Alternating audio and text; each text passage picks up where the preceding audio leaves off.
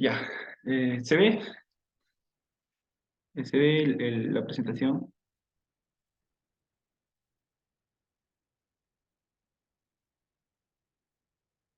Hola,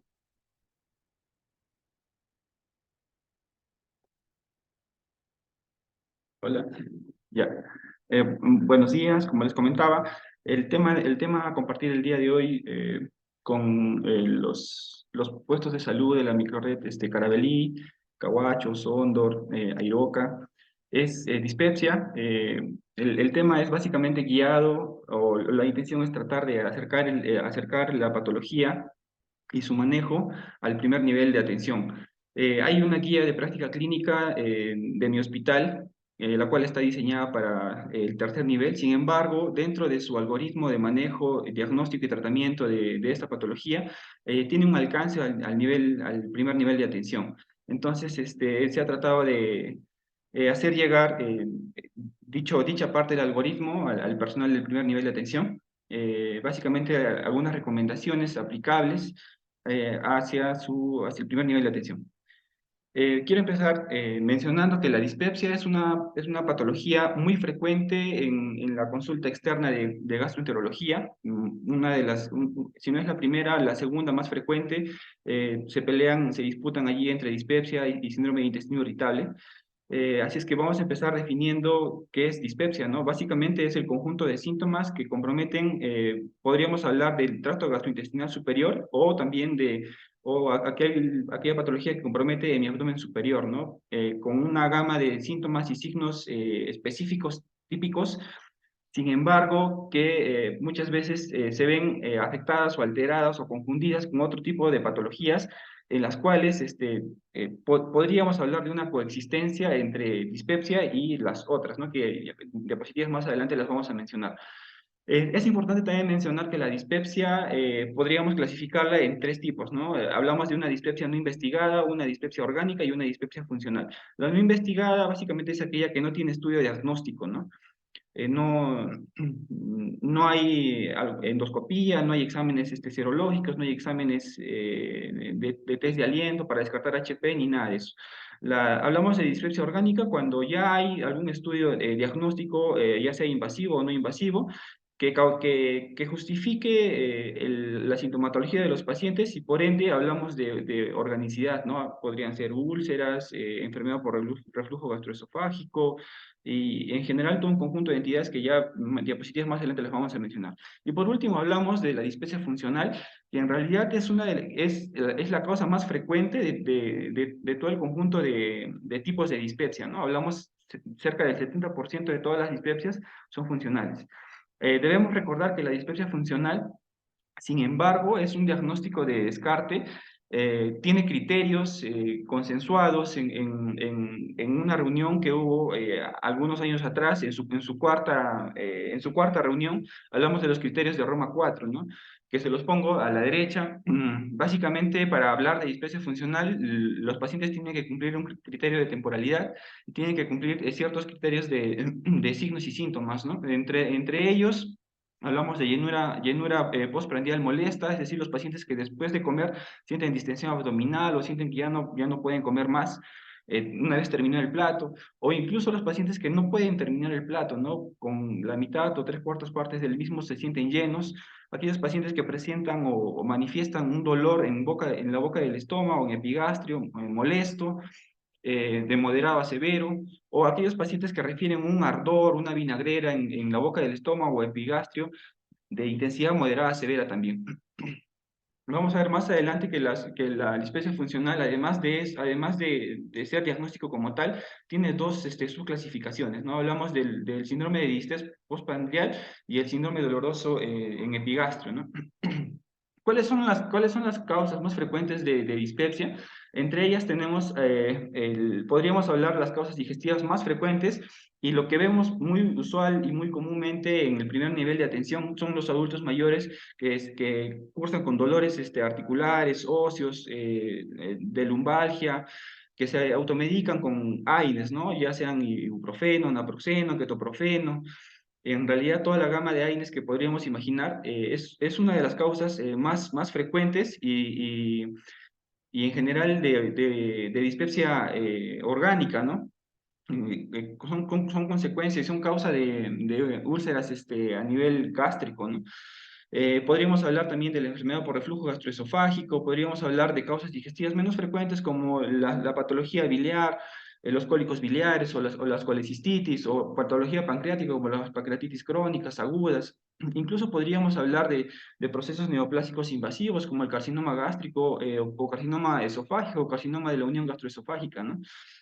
Isquemias mesentéricas crónicas, que ya son patologías que no se ven tanto en el primer nivel de atención, pero que deberíamos de pensar o sospechar, ¿no?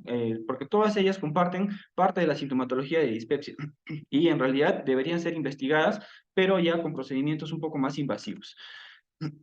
Y también hablamos de causas no necesariamente digestivas, ¿no? A la cabeza definitivamente está, por ejemplo, la diabetes, ¿no? Con su gastropatía diabética, aquellos pacientes que cursan con náuseas, con distensión abdominal, porque tienen problemas para el vaciamiento gástrico, tienen problemas con la motilidad intestinal, ¿no? Entonces, ¿qué hay en cuanto a la epidemiología de la dispepsia? Se les pregunta a los pacientes acerca de si presentan algún dolor en el abdomen superior, más o menos el 7 a 34% de la población manifiesta que en algún momento de su vida o lo tienen o lo han presentado, ¿no? Pero sin embargo, cuando ampliamos la pregunta no solo de mi abdomen superior, sino a síntomas gastrointestinales altos, no solo llega hasta el 34, sino hasta el 45% del total de la población en cuanto a prevalencia. Como les mencionaba antes, de todas las causas de dispepsia, la de funcional ocupa el 70%, ¿no? Y dentro de las características epidemiológicas, más frecuente es encontrarlas en mujeres jóvenes o en edad media, aquellas mujeres fumadoras, que es otra característica epidemiológica, y también aquellos pacientes que consumen AINES, ¿no? ¿Qué hay en cuanto al cuadro clínico de la dispepsia? Son síntomas, los pacientes presentan y manifiestan síntomas que podrían ser continuos o intermitentes.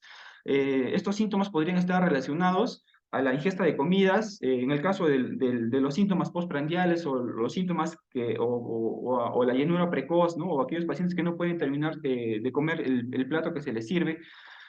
O también podrían no estar relacionadas a las comidas, ¿no? Y lo otro son los síntomas, los cuatro síntomas típicos de la dispepsia, ¿no? El dolor en epigastrio, el ardor en el epigastrio, la saciedad precoz, la llenura precoz.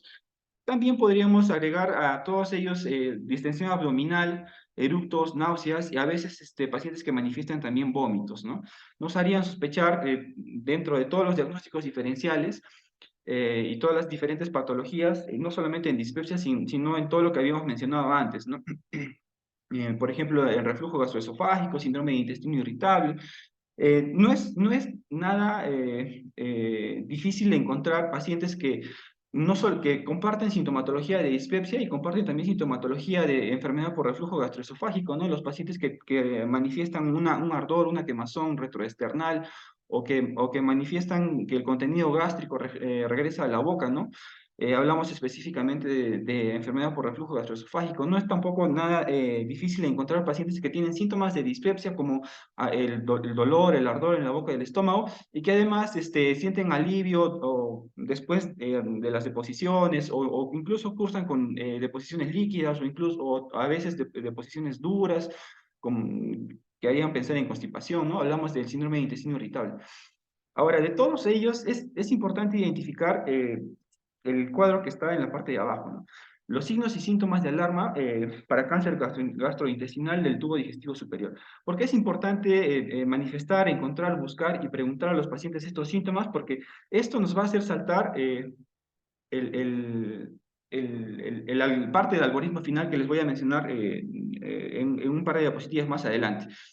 Hablamos de los pacientes que presentan dificultad para poder deglutir la comida, disfagia progresiva, que podría ser dificultad para poder deglutir primero sólidos, carnes, papas, pan, y que esta dificultad podría ser progresiva, ¿no? Empieza primero para sólidos y después podría ir para caldos, sopas o incluso hasta para los mismos líquidos, ¿no? Hablamos de disfagia progresiva.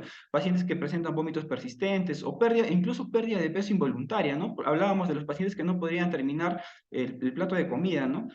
A pacientes que presentan sangrado gastrointestinal, hablamos de heces negras o melenas, o pacientes que presentan vómitos de sangre o hematemesis, ¿no? Pacientes que están con el diagnóstico de anemia, que estaría para estudiar, y si en el caso de esta anemia sería de etiología ferropénica, es un signo, es un síntoma de alarma, ¿no?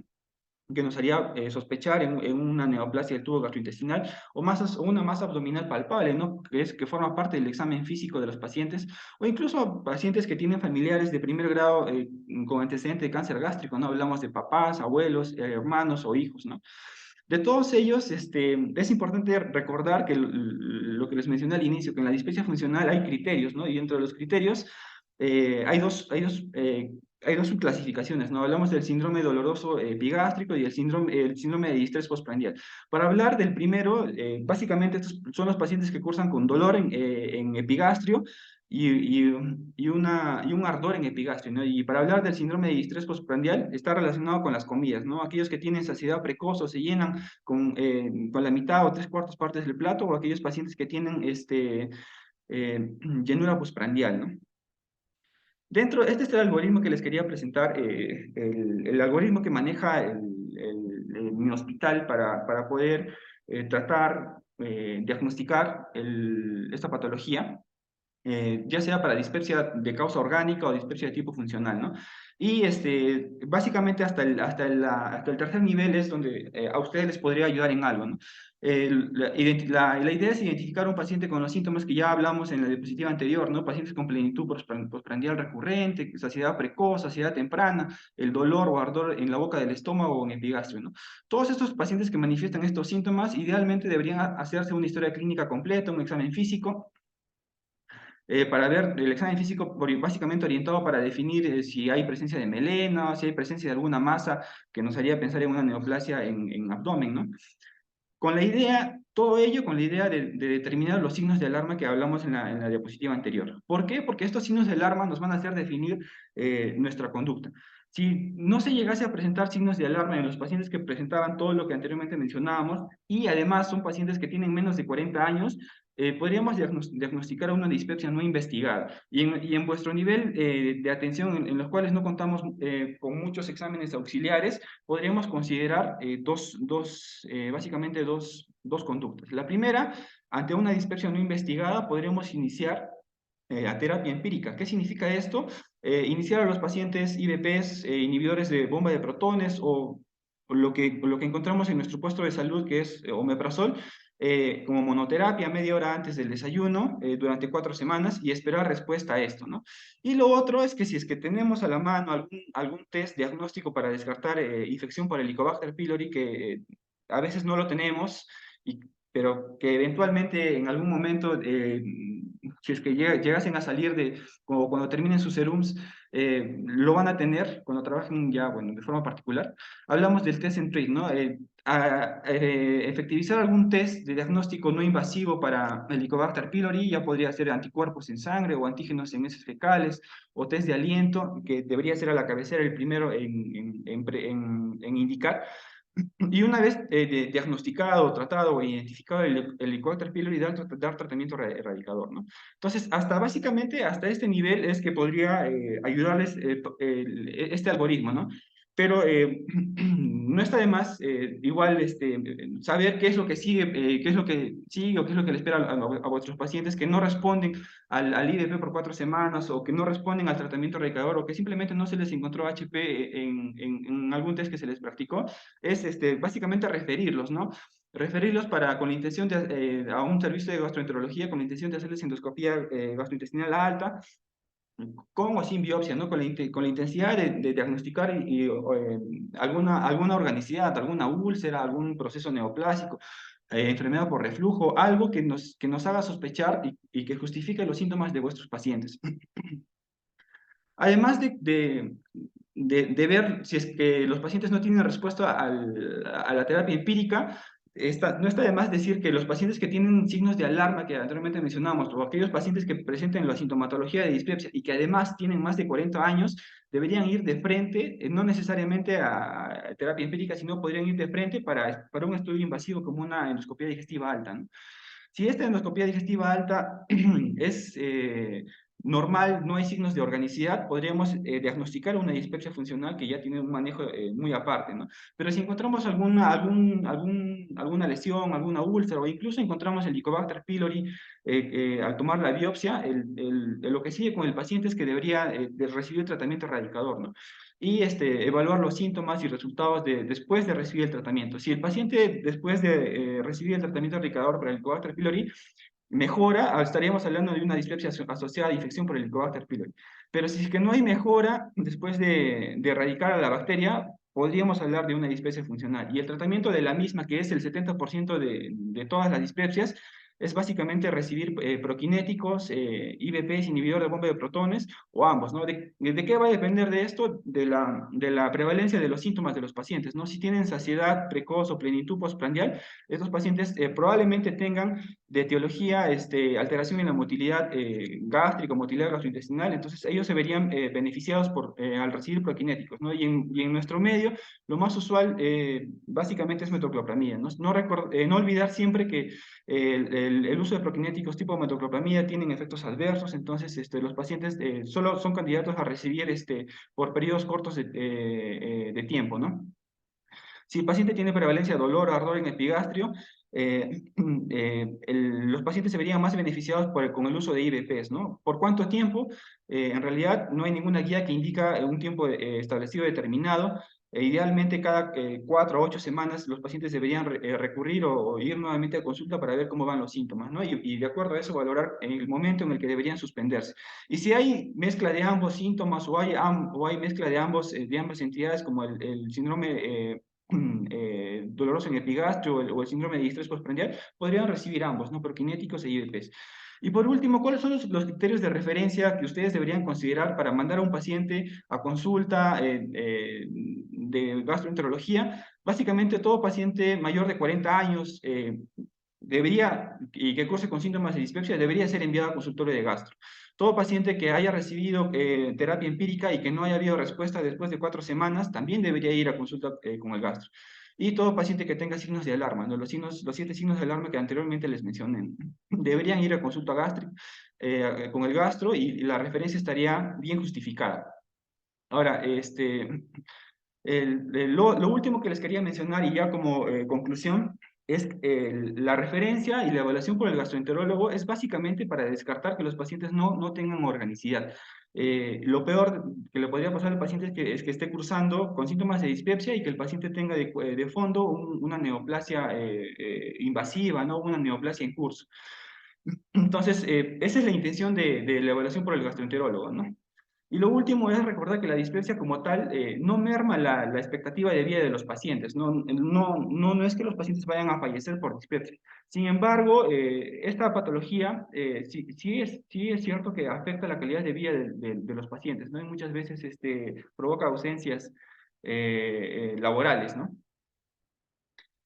Y bueno, eso sería todo.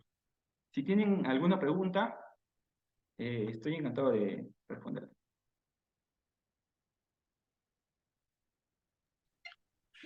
Buenos días, Braulio. Sí, buenos días. Sí, sí, Este, te escucho, te escucho. Braulio, ¿te pueden recomendar? O sea, supongamos estamos atendiendo, Se entrecorta, no te escucho bien. tenemos recetar. A ver, a ver. ¿Qué procinéticos recomiendan utilizar? O sea, para no tener los efectos adversos de la metoclopramida. Y ya, en realidad la gama ¿Aló? de procinéticos es variable. Hay un montón, por ejemplo,